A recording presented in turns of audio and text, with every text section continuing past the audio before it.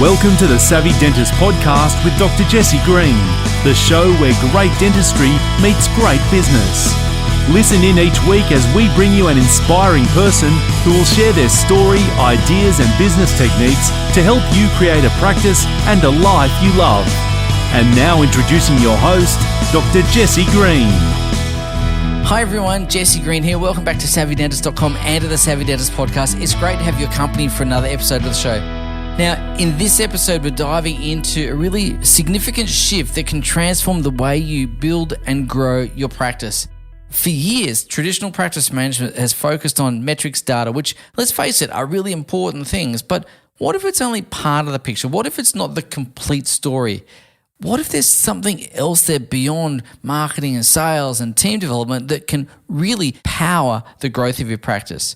So this episode is inspired by marketing legend Seth Godin and particularly his thinking around tribes. And we want to talk about how to create deep connection, fierce loyalty, and have a practice that's built around shared values and not just procedures. So if you're ready to turn patients into really fierce advocates, passionate advocates, well then let's dive in. So the big idea here is that practice owners often focus in the wrong area. They focus on the transaction, not the relationship. They focus on that one-time sale. And Peter Drucker, the world-famous business thinker, basically said this, and that is the purpose of a business is to create and to keep a customer. And that thinking has driven me over the years in my own business building to create multiple seven-figure businesses simply by focusing on how do I create and keep a customer. And the big idea around this, of course, is customers don't want a transaction either. They want a relationship. They want to feel a sense of belonging. When we think about belonging, obviously the word tribes comes up. We've used that word for millennia probably, or variations of it. But in the modern world, Seth Godin described it as a group of people connected to one another, connected to a leader, and connected to an idea. So what if the idea around your practice was around health and well-being or providing the best possible dental care, whatever it may be? There's got to be an idea or a philosophy that drives your practice forward that patients can get behind and feel connected to. Now, the problem with transactional dentistry, of course, is that patients often feel like they're being sold to. They feel like it's a one and done and they're not being cared for. They sometimes feel like a number. And when patients feel like a number, they start to compare you with other practices because there's nothing to keep them into the practice. And when your patient develops a wandering eye, it's only a matter of time before they ultimately leave. And what that creates is churn and not loyalty. And dentistry, of course, is personal. Patients want trust, not just sales tactics. They want to know that you know them. They want to know that you're interested in them. They want to know that you care about them. And of course, there's that wonderful saying that people don't care how much you know until they know how much you care. And the way to demonstrate caring is by understanding your patient, getting to know them, sharing a bit about yourself, sharing your philosophy, organizing your practice around your philosophy so that they can buy into that philosophy and feel like it's the place for them. So what's a tribe after all? Well, like we said a moment ago, a tribe is a loyal community built around shared beliefs, values, and identity. So in your practice, this could look like a group that believes in health-first dentistry. It could be a family that supports and empowers anxious patients. It could be a community that values really cosmetic excellence. But no matter what it is in your practice, there's always a few key elements. The first one is around connection so that people feel seen and they feel heard. And the second part is around belonging, so they feel like they're part of something.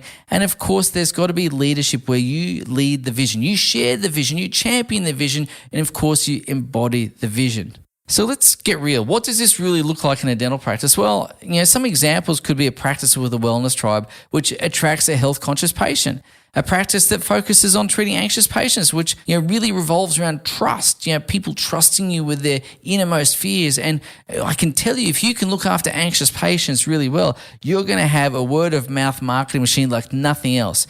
But maybe a pediatric dentist, which is really focused on creating fun and a safe place for kids and their families to have dental care. The marketing shift occurs from here's our treatment to here's what we believe. And I think communicating what you believe and what you stand for becomes a massive differentiator, both in your marketing, but in your culture, your team, and how you show up in the world. So let's get down to tin tacks. How do we build a tribe in your practice? Well, step number one is to define your philosophy. What do you stand for? What's your why? How do you want to show up in the world? And I think this is a really important exercise to go through. The reason I think it's so important is to create a movement or a philosophy that you believe in. It's very important that you as the founder have your DNA embedded in this because you're going to be living with it for a long time. So it's got to feel congruent for you. Now, step number 2 is to communicate it early. Make it part of every touch point, whether it's your website, whether it's your team recruitment, whether it's your emails out to patients, whether it's your practice brochures or anything in between. Every single touch point needs to communicate your philosophy, your why, your beliefs around dental care and healthcare in general. And so communicate that early, communicate it often, and communicate it at every opportunity you have. And step number 3 is to involve your team because after all, they're leaders in the tribe too. They're the champions of the values and the beliefs and the philosophy every single day as well. When you're not there, you want the flag to be flown as well. So let's make sure that we involve the team. Now, here's the secret sauce in this is if you create a movement, if you create a tribe, guess what? Your team are going to be attracted to that. Maybe not every possible team member, but you'll attract the right team members who buy into that philosophy, who buy into that vision, and that way they're going to be the flag bearers for you as well.